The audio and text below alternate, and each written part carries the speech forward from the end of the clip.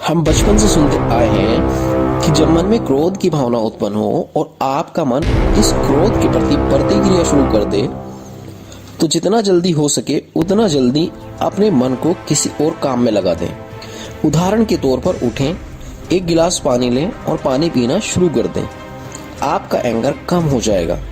या काउंटिंग करना शुरू कर दें, 1 2 3 4 या ऐसा कोई शब्द या मंत्र जिसके प्रति आपके मन में श्रद्धा हो जपना शुरू कर दें। होगा क्या, मन किसी और काम में लग जाएगा और कुछ हद तक एंगर कम हो जाएगा। इससे मदद तो मिलेगी पर कुछ हद तक। मन को दूसरे काम में लगाना समस्या से दूर भागना है। समस्या से दूर भागना उसका समाधान नहीं है। इसे एक उदाहरण से समझते हैं। सपोज कीजिए आप अपने व्हीकल से बाजार जा रहे हैं। जैसे ही आप मेन रोड पर पहुंचते हैं तो पीछे से कोई टक्कर मार देता है तो आपके मन में एकदम गुस्से की भावना जागृत होगी। क्या आपको याद रहेगा कि आपको काउंटिंग करनी है या एक गिलास पानी पीना है? चलो कोई बात नहीं, आपको याद आ भी जाता है और आप इसे इग्नोर भी कर देते हैं। अब आप बाजार पहुंच जाते हैं और अपना व्हीकल स्टैंड पर लगा देते हैं। अचानक से सामने से कोई दूसरा व्यक्ति आपके ऊपर चिल्लाने लगता है। आपकी क्या प्रतिक्रिया होगी? आपको गुस्सा आएगा? क्या आप गुस्से को कंट्रोल करने के लिए फिर से काउंटिंग करनी शुरू कर देंगे? चलो मान लेते हैं आपने काउंटिंग की और आपने गुस्से को फिर से इग्नोर किया। अब आप मार्केट से वापस घर आते हैं और कोई एक फैमिली मेंबर आपसे किसी बात के लिए शिकायत करता है और आपके ऊपर चिल्लाने लगता है। अब क्या फिर से आपको याद रहेगा कि काउंटिंग करनी है या एक गिलास पानी पीना है? नहीं, बिल्कुल नहीं। आप 100% गुस्सा हो जाएंगे। दोस्तों, समस्या का सामना करना और फिर उस समस्या को सॉर्ट आउट करना ही समस्या का समाधान है, न कि उससे भागना। आपको गुस्सा आया, आपने इग्नोर किया, फिर आपको गुस्सा आया, इस बार फिर आपने इग्नोर किया। धीरे धीरे आपका गुस्सा इकट्ठा होता चला जाएगा और फिर एकदम से फूटेगा। यह जमा किया गया एंगर आपको तनाव, घबराहट, चिड़चिड़ापन या अवसाद की तरफ ले जाएगा। दरअसल हमारे कान शब्दों को सुनते हैं और डिकोड करके हमारे दिमाग तक सूचनाएं भेजते हैं। फिर दिमाग हमारी प्रोग्रामिंग के हिसाब से प्रतिक्रिया करता है। ये सब इतना जल्दी होता है कि हमें पता भी नहीं चलता। अब हम क्या करें? क्या इसका कोई परमानेंट सॉल्यूशन नहीं है? अगर है तो क्या गुस्से को शांत नहीं किया जा सकता? दोस्तों, इसका सीधा सा जवाब है ध्यान, यानी मेडिटेशन। ध्यान ही एकमात्र तरीका है जो गुस्से की प्रतिक्रिया एवं प्रजनन दोनों रोक देता है। ध्यान ही है जो आपके मन को शांत, एकदम शांत, कोमल बना देता है। ये तो ध्यान की बहुत सी विधियां हैं, पर यहाँ मैं आपको सजेस्ट करूंगा कि आप विपस्सना मेडिटेशन करें।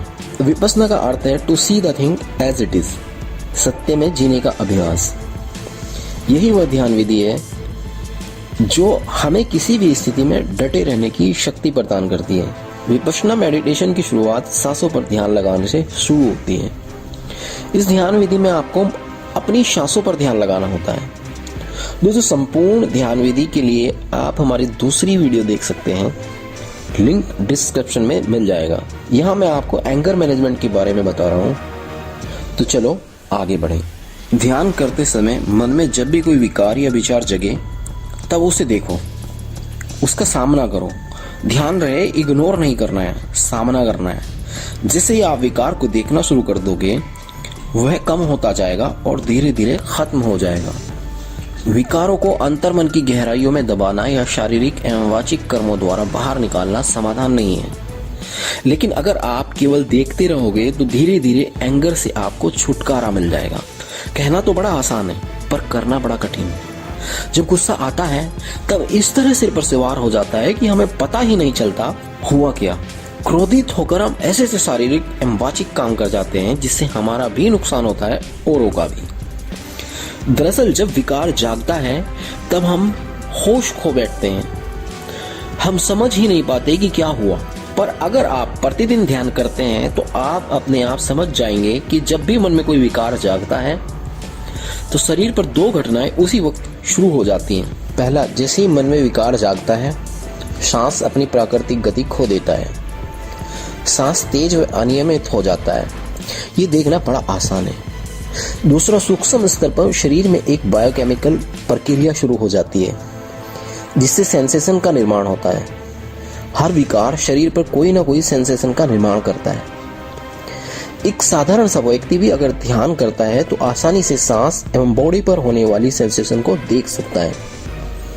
सेंसेशन एवं ब्रीथ दोनों का ही विकारों से सीधा संबंध है। जैसे ही मन में कोई विचार या विकार जगता है तो उसी समय मन में जगा हुआ विकार सांस एवं सेंसेशन को भी प्रभावित करता है।